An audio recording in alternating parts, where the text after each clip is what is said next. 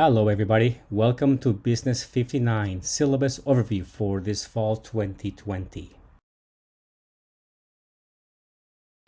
As with any college class, the syllabus is both a sort of guide to the rules of the game as well as a contract between you and me, the instructor.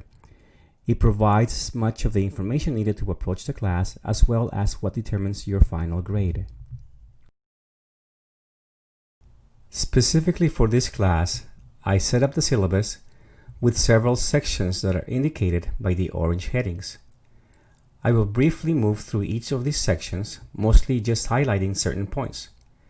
Given that we want to keep the video to a manageable time, I will not cover all aspects of the syllabus. I say that since I want to emphasize that you will still need to thoroughly read the syllabus on your own, making sure you understand what are the requirements and expectations for both you and me. As you review, write down any questions or concerns that you may have and post them under the appropriate discussion threads, such as the orientation or my virtual office hours discussion threads under Module 0 in Modules in our Canvas course site. Note that this is a 4-unit class, or 4 hours of instruction per week. This translates to 12 hours of work per week, 2 hours of reading, exercises, discussions, etc. for each 1 hour of instruction. Please note that the design of this class is based on a minimum of 12 hours per week. Therefore, please set aside at least 12 hours for this class in your calendar for each of the following 12 weeks. In the instructor information section, I will only mention that my office hours are essentially via the inbox, the virtual office hours discussion thread in Module 0, and or via Zoom by appointment. Please review the course description and learning objectives section on your own. The course outline shows the sequence and coverage of each part of the course. Part 1 covers the first 2 chapters that provide some foundation and introduce a few topics and concepts that will be presented in more detail in later chapters. Part 2 then covers the next 4 chapters that relate to the marketing environment. Part 3 is what I consider to be the heart of the course. They include chapters 7 through 17 that delve deeper into marketing strategy and tactics. Lastly, Part 4 extends marketing to other areas such as the international marketplace. Note that integrated into the outline are the major assignments, the exams, and the digital marketing assignments. This section also shows the coursework available in our business program. I include here to provide you with a full overview of where you can continue if you're interested in learning more about this field. As you know, our class is designated as fully online. We have no face-to-face meetings. All work related to this class is conducted virtually within Canvas, the college's course management system. In many of our business courses at Foothill, we bundle the publisher's website that we call My Lab as well. Additionally, for those pursuing the digital marketing certificate, the material will be offered on another platform called PathStream. Both My Lab and PathStream assignments will be integrated or accessible from our modules in the class. The textbook section provides the information to purchase the text and bundled My Lab access code. You have 2 options. Option A includes an ebook version of the textbook and the My Lab access code, purchased at our Foothill College's online bookstore. Option B includes the same as Option A, but purchased directly from the publisher via our Canvas course site. I very highly recommend to purchase Option A. It seems to me to be the best option. Review this section thoroughly and ask me questions as needed via my office hours discussion thread under Module 0 or at my live Zoom sessions. The course communication section explains the different modes of communication between you, your classmates, and me, your instructor. Announcements, for example, are my messages to the whole class, usually regarding deadlines, general responses to questions from the discussion threads, career info, current events, and most importantly, updates or changes to assignments, tests, etc. So always make sure to read all of my announcements on each login. A different mode of communication relates to the discussion on chapter topics. I set up several discussion threads, some regular and others as voice threads, for each chapter that you can use to both earn your class participation grade, but also more importantly, to ask questions and provide others with your own insights regarding questions related to chapter reading, homework, maybe the test, etc.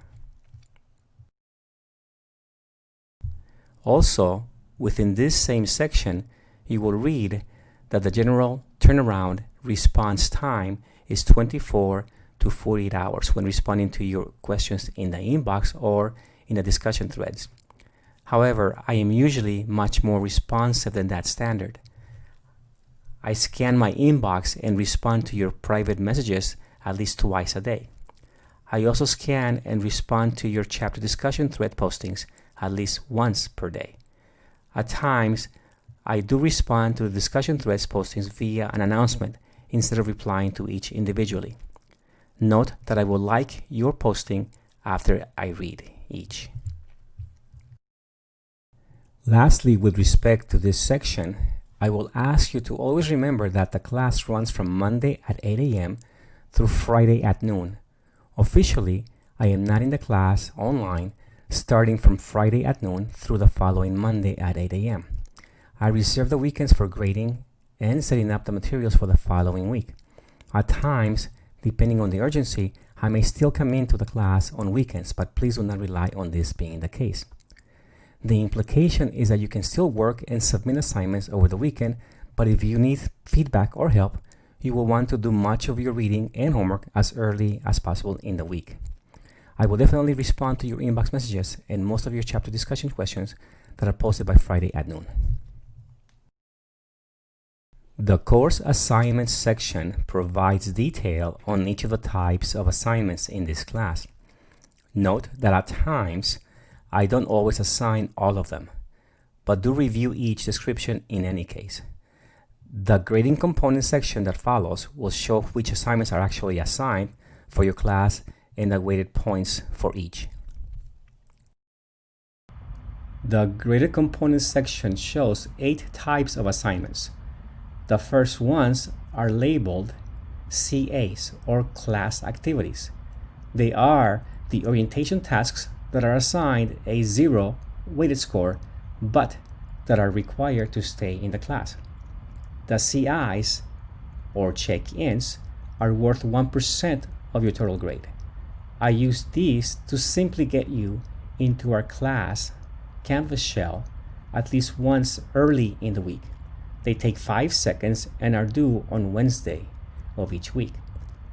Similarly, class participation, or CP postings, are my way to get you into the chapter discussion threads at least once or twice per week.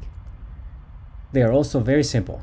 Just post a question and respond to anyone else's question, meaning a minimum of 2 postings per week in any of the current week's chapter discussion threads. The CP is weighted at 10% of your total grade.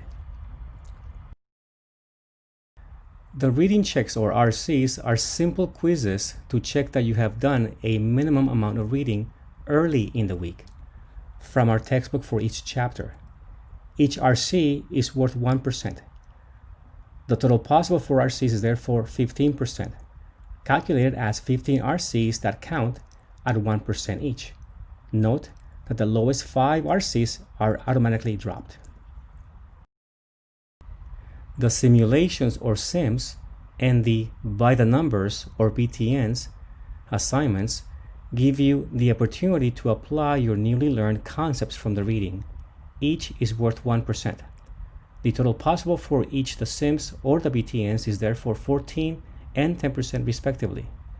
Note that only the highest 14 of the 29 sims count towards your grade, 15 lowest are automatically dropped. Likewise, 10 of the 27 BTNs count towards your grade. The 17 lowest are dropped. Under the traditional track, there are 2 midterm exams at 15% each and a final exam at 20%. Under the digital marketing track, there are no exams. Instead, there are path stream assignments. Part 1 and 2 are 15%, while the last part is 20%. The total possible points under either track is 50%. Moving forward in the syllabus overview, I will ask you to review the following parts of the syllabus on your own, including the grading scale, other course policies, and the additional resource sections. Pay special attention to the withdrawal and drop deadlines, as well as the late assignments policy. The class calendar section shows that the class is organized by week, using Monday of each week as a starting point. Within each week, the class calendar shows what is covered and the deliverables or assignments that are due and when. The time deadline is always 11:59 p.m. or right before midnight, unless otherwise announced. Note, for example, that in week 1, the orientation tasks are due on Wednesday. Also note that as soon as you are done with the orientation tasks, you should move to chapter work. That starts with chapters 1 and 2. Their reading checks, or RC1 and RC2, are due Sunday. If you choose to complete this week's available SIMs, SIM 1, 2A, 2B, and or 2C, as well as the BTNs 1 and or 2, they are also due at the end of the first Sunday of the quarter. There are 2 final sections, the important notes and declaration statement sections. Please review those on your own, especially the parts regarding the bump-ups and student responsibilities. One very final point. Note that at the very bottom of the syllabus page in Canvas, there is a section labeled Course Summary that reflects dates, assignments, and due dates. These are automatically generated by Canvas. Please do not rely on these due dates in this part of the syllabus. Although they are about 90% accurate, at times they are not for a variety of reasons. Instead, do rely on the class calendar. It is the one document that controls all due dates, unless otherwise announced via announcements.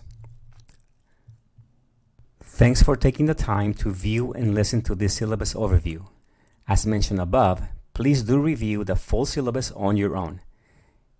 If you have any questions, post them in the orientation discussion thread under Module 0.